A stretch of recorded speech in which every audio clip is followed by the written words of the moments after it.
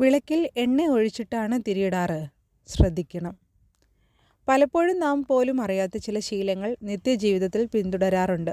എന്നാൽ ഇവയിൽ ചിലത് വിപരീതമായ ഫലം നൽകുമെന്നുള്ളത് മറക്കരുത്.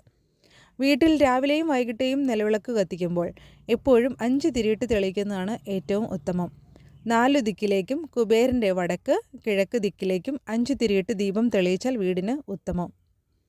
നിത്യവും കഴുകി തുടച്ച് വൃത്തിയാക്കിയ ശേഷം മാത്രമേ നിലവിളക്കിൽ ദീപം തെളിയിക്കാൻ പാടുള്ളൂ. വെള്ളം തളിച്ച് സ്ഥലം ശുദ്ധിയാക്കി ശേഷം വിളക്ക് കത്തിക്കാൻ ശ്രമിക്കുക. അത് പൂജാമുറിയിൽ ആണെങ്കിലും ഉമ്മറത്ത് ആണെങ്കിലും.